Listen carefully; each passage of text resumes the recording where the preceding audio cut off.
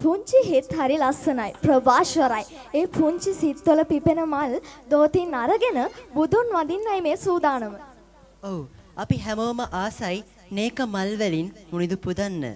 විශාරද රංජිත් විජේසිංහ මහතාගේ සංගීත අධ්‍යක්ෂණයෙන් සහ ලලනි ජයලතා මහත්මියගේ ගීපද රචනයෙන් නිර්මාණය වුණු සාරණ්‍ය ගගමිනී ගායනා කරන මේ ගීතය අද ඔබට ගායනා කරන්නේ ශ්‍රී සිද්ධාර්ථ දහම් පාසලේ එක ශ්‍රේණියේ අපේ නංගිල මල්ලිල සහ ශ්‍රී සිද්ධාර්ථ පෙර පාසලේ අපේ චූටි නංගිල මල්ලිලා.